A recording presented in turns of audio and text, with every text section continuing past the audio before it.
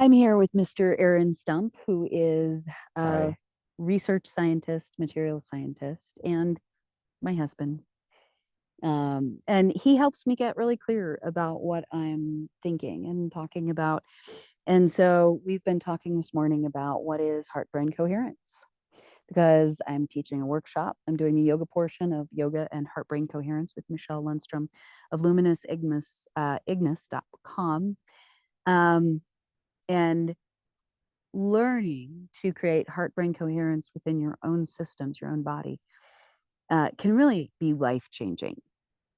But in order to understand how that is, you have to understand what heart brain coherence is.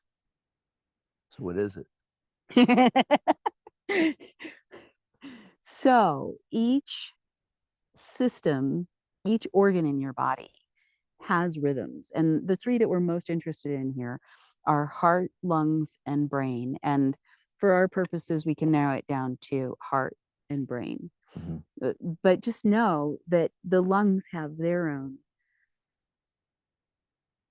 electrical and active rhythms that can be either organized or disorganized. And so the degree to which they are organized for a particular organ or between organs is going to contribute to the overall working of the system. So, for instance, go ahead. So has that so if my system is disorganized, Mm. what does that mean for my life? It means that you're swimming upstream. Hmm. I felt like that before. Me too. So when our rhythms are disorganized within a system or between systems, Hmm. we have to expend more energy to simply do the things that we're doing. Okay. So we often think that our brain is the most important part of either sensing pain or pleasure or deciding what we're doing next. Hmm. It turns out that our heart rhythms, and it's multiple, influence the electrical rhythms of our brain and vice versa.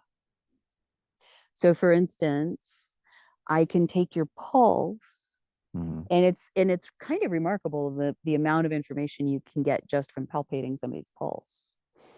There's the number of beats per minute, of course, All right. but also, is it palpably regularly or irregular? Is it strong or is it weak? Hmm. And then there's even more information. But that's sort of the starter pack of information that you can get just from palpating a heart rate. There's the location. Is it at the wrist? Is it up here on the upper arm? Is it on the neck? All these different things give you more and more information. You can also put 4 electrodes on someone, and that generates I think it's a pretty familiar bump, spike, bump. I've seen that on Grey's Anatomy. Yes. And many of the books in our library. Yes. And that gives you a ton of information, right? But so that's a rhythm. Hmm. Um, but then you can put 12 leads on someone and you can get 6 of those that all represent the same instant or instance, Hmm. but give you even more information because of how they interrelate. And that their coherence, their organization, your heart has to be organized in order to move blood. Right. The atria have to contract first because that's what pre-fills the ventricle. That is crucial. The pre-fill Hmm. is crucial for how strong the ventricle can contract.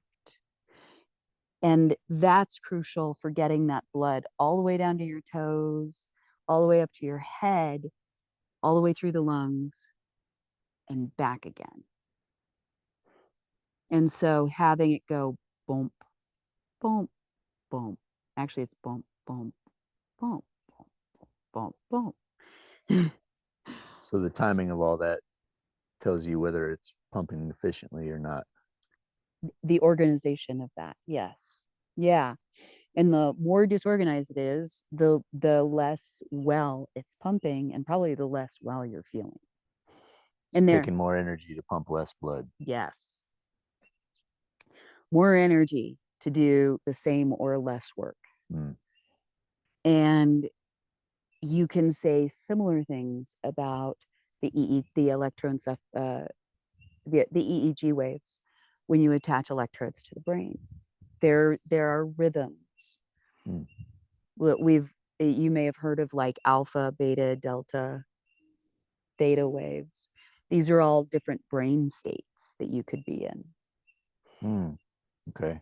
And the organization or disorganization of that is similarly related. The more disorganized the various regions are between themselves or within themselves and between one another, represents having to put in more energy to do the same or less work.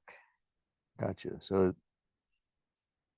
is it fair to say, like, so like if you see your favorite athlete and they're like, you can tell they're really in the zone and they're just like Yeah. super efficient and they're making everything happen and making it look easy, Yeah. that would be a representation of the type of coherence you're talking about? I believe so. I mean, you'd never know unless, of course, you were in an experimental situation. But yes, yeah, that what we do know is that when we see coherence, Mm-hmm. the experience that results is being in the zone or closer to being in the zone. Okay, that makes sense. Yeah. So there are techniques that you can use to generate this for yourself. And I think this is incredibly exciting because it's so empowering that you would be able to do this for yourself. You know what I mean? Absolutely. Yeah, I mean that's kind of the state that everybody wants to ideally be in their daily life, you know. Yeah. Yeah. So during this workshop, I will be leading us through some yoga practices that can contribute to this. Michelle will be going through the science, and then she'll be taking us through very,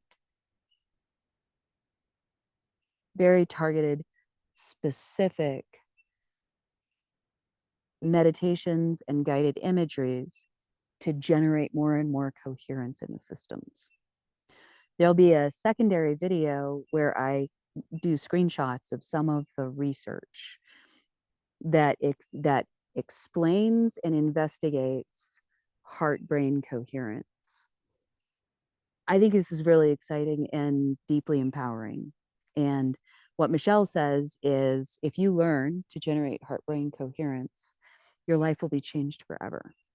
And that sounds like a pretty good outcome to me. That sounds pretty good. So I hope we'll see you there for the workshop. Comment below if you have questions, and there'll be a link below to the workshop too.